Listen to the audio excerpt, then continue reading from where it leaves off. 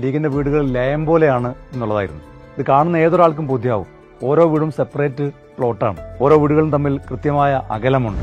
മുസ്ലിം league ഏറ്റെടുത്ത ഭൂമി തോട്ടഭൂമിയാണെന്നും അത് കുറഞ്ഞ വിലയുടെ ഭൂമി ഉയർന്ന വിലക്ക് വാങ്ങിയതാണെന്നും ഒരു നിലക്കും അവിടെ നിർമ്മാണം നടക്കില്ല എന്നുമൊക്കെയായിരുന്നു പ്രചരണം. നമ്മളിപ്പോൾ നിൽക്കുന്നത് മുസ്ലിം ലീഗിന്റെ വീടുകൾ ഉയർന്ന മുസ്ലിം ലീഗ് പാർട്ടി ഏറ്റെടുത്ത ഭൂമിയിലാണ്. മുസ്ലിം ലീഗ് നിർമ്മിച്ചു നൽകുന്ന വീടുകളിൽ നിർമ്മാണം പൂർത്തിയായ ഒരു വീടിന്റെ സിറ്റ് ഔട്ടിലാണ് ഞാൻ ഇരിക്കുന്നത്.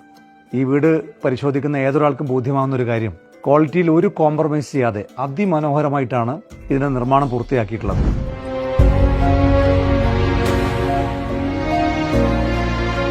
ഞാനിപ്പോൾ നിൽക്കുന്ന ഈ പാലവും ഈ പ്രദേശവും ഒക്കെ ഏത് സ്ഥലമാണെന്ന് പ്രത്യേകിച്ച് പരിചയപ്പെടുത്തേണ്ട ആവശ്യമില്ല. ദുരന്തമുണ്ടായ നിമിഷങ്ങളിൽ രക്ഷാപ്രവർത്തനത്തിനായി ഓടിയെത്തിയ മനുഷ്യർ, സർക്കാരിന്റെ വിവിധ സേനകൾ, സന്നദ്ധ സംഘടനകൾ, ആദ്യം ഓടിയെത്തിയ നേതാക്കളിൽ ബഹുമാനപ്പെട്ട പാണക്കാട് സയ്യിദ് സാദിഖ് അലി ശിഹാബ് തങ്ങളും PK കുഞ്ഞാലിക്കുട്ടി സാഹിബ് ഉണ്ടായിരുന്നു എന്നുള്ളത് നമ്മളെല്ലാവരും കണ്ടതാണ്. സന്നദ്ധ സംഘടനകളിൽ മുസ്ലിം യൂത്ത് ലീഗിന്റെ വൈറ്റ് ഗാർഡ് സേവന രംഗത്ത് സജീവ സാന്നിധ്യമായി നിറഞ്ഞു നിന്നതും നമ്മളാരും മറന്നിട്ടില്ല. സൈന്യത്തിനും പോലീസിനും രക്ഷാപ്രവർത്തകർക്കും മാധ്യമപ്രവർത്തകർക്കും ഈ സമീപ പ്രദേശങ്ങളിലെ സാധാരണക്കാരായ ജനങ്ങൾക്കും ഉൾപ്പെടെ ഓരോ ദിവസവും 10,000-ൽ പരം ആളുകൾക്കാണ് അരിപ്പറ്റയിലെ വൈറ്റ് ഗാർഡിന്റെ വളണ്ടിയർമാർ ഭക്ഷണം വിളമ്പിയത്.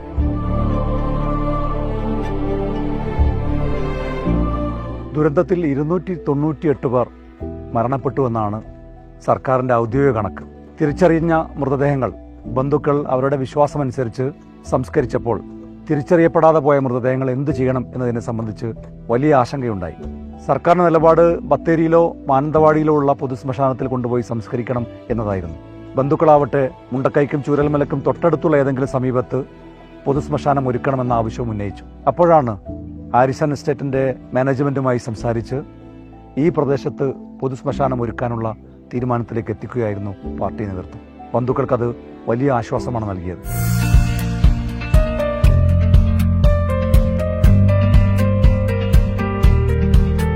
ദുരന്തത്തിൽ രക്ഷപ്പെട്ടവർക്ക് സഹായം എത്തിക്കാൻ എല്ലാവരും വലിയ പരിശ്രമങ്ങളാണ് നടത്തിയത്. മുസ്ലിം ലീഗും സാധ്യമായ എല്ലാ സഹായങ്ങളും മുണ്ടക്കയിലെയും ചുരൽമലയിലെയും രക്ഷപ്പെട്ട സാധാരണക്കാരായ മനുഷ്യർക്ക് എത്തിച്ചു കൊടുത്തു.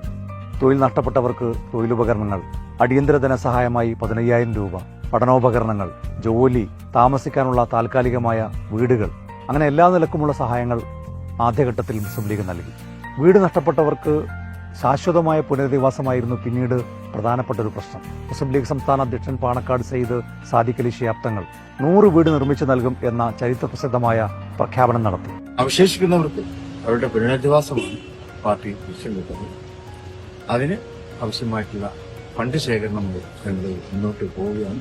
ദുരന്ത ബാധിതരെ പുനരധിവസിപ്പിക്കുന്ന 100 വീടുകൾ മുസ്ലിം ലീഗ് നിർമ്മിച്ചു നൽകും.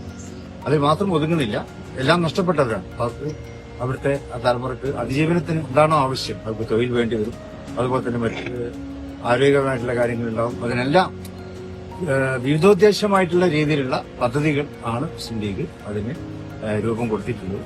മാത്രമല്ല ലീഗ് നിർമ്മിച്ചു കൊടുക്കുന്ന വീട് 1000 സ്ക്വയർ ഫീറ്റ് ഉണ്ടാകും എന്നും തങ്ങൾ പറഞ്ഞു.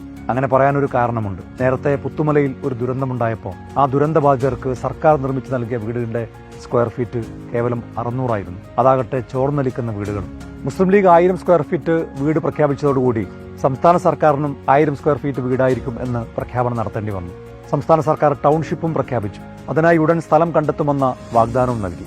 മുസ്ലിം ലീഗ് പാർട്ടിയും ഇതിനായി 7 മാസത്തോളം സംസ്ഥാന സർക്കാർ സ്ഥലം ഏറ്റെടുക്കുന്നതിന് വേണ്ടിയായി കാത്തിരുന്നു.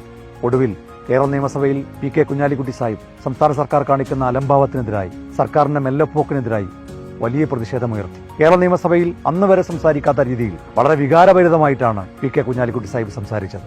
സർ, ഞങ്ങൾ ഡേ 1 പറമ്പായ ഭൂമിക്ക് പോയി അഡ്വാൻസ് കൊടുത്ത് നിങ്ങൾ സഹകരിക്കുമെന്ന് പറഞ്ഞ് നിങ്ങളുടെ പിന്നാലെ നടന്നതാണ് ഇതുവരെ 7 മാസം.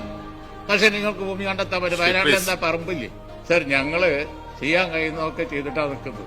ഒടുവിൽ സർക്കാർ ഏറ്റെടുത്ത ഭൂമിയിൽ രാഷ്ട്രീയ പാർട്ടികൾക്കോ സന്നദ്ധ സംഘടനകൾക്കോ വീട് വെക്കാൻ സ്ഥലമുണ്ടാകില്ല എന്ന തീരുമാനം സർക്കാർ എടുത്തപ്പോൾ പാണക്കാട് സയ്യിദ് സാദിഖ് അലി ശിഹാബ് തങ്ങൾ സ്വന്തം നിലക്ക് പാർട്ടിക്ക് വേണ്ടി ഭൂമി ഏറ്റെടുക്കാനുള്ള തീരുമാനമെടുക്കുകയായിരുന്നു.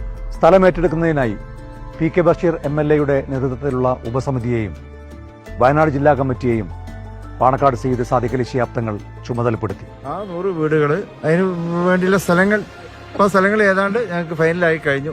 സർക്കാരിന്റെ തീരുമാനം ഞങ്ങൾ കുറെ കാത്തിരുന്നു. പക്ഷേ ഇപ്പോൾ ഞങ്ങൾക്ക് അങ്ങനെ വൈകി പോകുന്നതില്ലേ ബുദ്ധിമുട്ടുണ്ട്.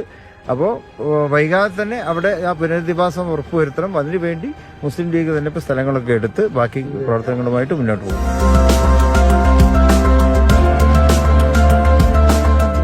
മുസ്ലിം ലീഗ് ഏറ്റെടുത്ത ഭൂമി തോട്ടഭൂമിയാണെന്നും അത് കുറഞ്ഞ വിലയുടെ ഭൂമി ഉയർന്ന വിലക്ക് വാങ്ങിയതാണെന്നും ഒരു നിലക്കും അവിടെ നിർമ്മാണം നടക്കില്ല എന്നുമൊക്കെയായിരുന്നു പ്രചരണം. നമ്മളിപ്പോൾ നിൽക്കുന്നത് മുസ്ലിം ലീഗിന്റെ വീടുകൾ ഉയർന്ന മുസ്ലിം ലീഗ് പാർട്ടി ഏറ്റെടുത്ത ഭൂമിയിലാണ്. വീടുകളുടെ നിർമ്മാണം ഏതാണ്ട് പൂർത്തിയാകുന്ന ഒരു ഘട്ടത്തിൽ മറ്റൊരു ആക്ഷേപം വന്നത് ലീഗിന്റെ വീടുകൾ ലയം പോലെയാണ് എന്നുള്ളതായിരുന്നു. ഇത് കാണുന്ന ഏതൊരാൾക്കും ബോധ്യമാവും. ഓരോ വീടും സെപ്പറേറ്റ് പ്ലോട്ടാണ്. ഓരോ വീടുകളും തമ്മിൽ കൃത്യമായ അകലമുണ്ട്. ഈ വീട് വന്ന് കാണുന്ന ആർക്കും ബോധ്യമാകും എന്ന അഭിമാനബോധമാണ് ഓരോ ലീഗ് പ്രവർത്തകനുമുള്ളത്.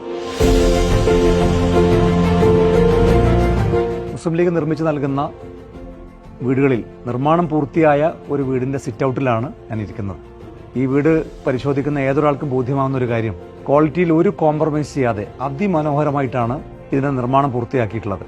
ഒരു സിറ്റ് ഔട്ട്, ഫ്രണ്ടിൽ വഴിയാണെങ്കിൽ ഇന്റർലോക്ക് ചെയ്തത്, പിന്നീട് അകത്ത് കയറിയാൽ ലിവിംഗ് റൂമും 3 ബെഡ്റൂമും കിച്ചണുമുള്ള, ബാത്ത് അറ്റാച്ച്ഡ് ബെഡ്റൂമുള്ള, ഭാവിയിൽ മുകളിലേക്ക് ഒരു ഫ്ലോർ കൂടി എടുക്കണമെങ്കിൽ അതിനുകൂടി സൗകര്യപ്പെടുത്തിയ വീടിന്റെ നിർമ്മാണമാണ്.